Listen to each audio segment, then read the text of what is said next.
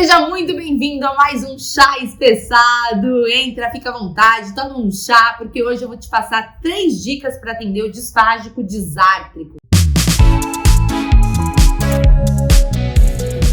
Pois é, você sabe que normalmente a gente vai atender o disfágico, ou ele tem uma alteração de linguagem e cognição, ou ele tem uma alteração de mímica facial, ou ele tem uma alteração de fala associada, né? Nunca o disfágico é disfágico só disfágico. E o disfágico disártrico é muito comum porque o paciente ter uma alteração de deglutição e uma alteração de fala associada é comum porque o aparelho fonatório é o mesmo aparelho de deglutição, né? A gente tem muita coisa muscular associada à fala que também prejudica a deglutição. E para a gente tratar isso, fica muito legal a terapia porque você usa artifícios que podem ajudar as duas funções. Por exemplo, o paciente que tem uma dificuldade para deglutir líquidos, né? Aquele paciente que fica com aquele líquido na boca e na hora que ele vai engolir, ele deglute e faz uma tosse, engasga e tal. Você fica pensando, nossa, será que ele engasgou porque o líquido escorregou, né? Ou seja, o líquido foi parar ali na laringe antes dele deglutir, foi um escape, né? Se aconteceu esse escape posterior, se o paciente deixou o líquido escorrer antes dele deglutir, significa que essa região intraoral não está sentindo totalmente o líquido, não está conseguindo organizar o líquido, falta controle motor ali, controle oral, né? A sensibilidade oral está reduzida. E para essa sensibilidade melhorar, com certeza essa percepção dos órgãos não está totalmente pronta.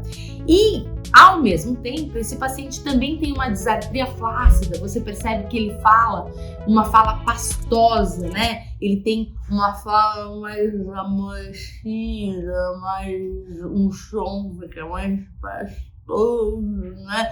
Você percebe uma articulação mais custosa.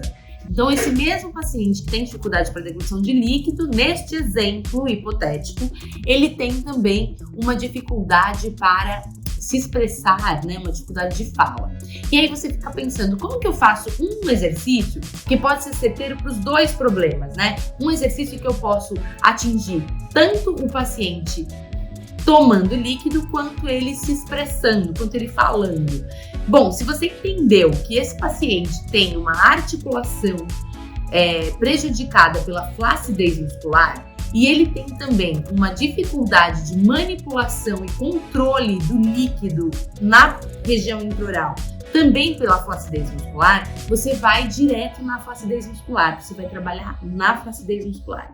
Então, o que você vai fazer? Você vai trabalhar um exercício que esse paciente beba o líquido e fale em seguida. Você vai trabalhar as funções dentro do que esse paciente consegue, ou seja, você sabe que se você colocar um volume de líquido muito grande, esse paciente vai engasgar. Mas com um volume muito pequenininho, talvez ele consiga começar a aprender a fazer o controle e deglutir com esforço, porque daí ele vai fazer força. Então, nunca é uma sequência de 3 séries de repetições de língua para fora, língua para dentro. É sempre voltado para a função. Se você sabe que com um copo assim e pegar um gole vai ser muito difícil, ele vai esparramar todo o líquido, não vai dar conta muscularmente falando, você vai pegar uma pipeta, uma gota de líquido e ele vai colocar essa gota de líquido no copo, na caneca, ele vai tomar essa gota.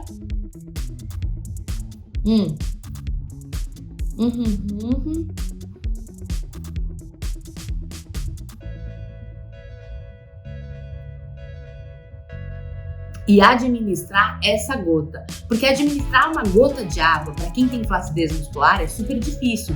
Ele vai automaticamente se empenhar para controlar onde é que essa gota está andando. Isso vai formar uma rigidez muscular e também um controle, né? Vai exigir mais sensibilidade e vai direcionar essa gota para a região central da língua para que haja uma ejeção. E quando você conseguir que esse paciente faça esse controle, você pede uma deglutição com esforço, porque isso também vai exigir uma força muscular global, ou seja, funcional. E isso vai ajudar esses pacientes. Então, qual é a dica preciosa que eu quero te dar para atender o disfágico disártrico? você usar exercícios funcionais e exercícios que englobem as duas funções, tanto de fala quanto a de deglutição. Essa é a primeira dica.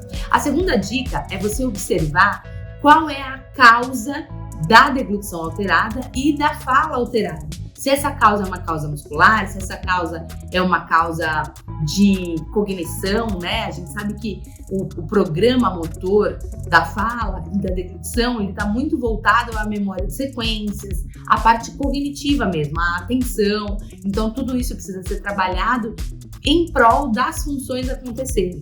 Então, a gente precisa pensar se existe uma coisa cognitiva lá voltada para essas duas funções. Então, a gente só precisa entender que trabalhar um disfágico disártrico não é uma coisa de fazer exercício de lábio, língua, bochecha, não é uma ginástica, não é um personal trainer de boca. É você entender profundamente as funções e entender os volumes associados, a quantidade, as sensações e exatamente qual é a proposta para cada paciente, é a personalização. Então, as 3 dicas preciosas para o disfágico disártrico que eu digo para você anotar aí agora, é você colocar, em primeiro lugar, funcionalidade dos exercícios. Então, os exercícios são funcionais, eles falam e deglutem para melhorarem. A segunda coisa é você entender profundamente a causa, se existe principalmente causa cognitiva.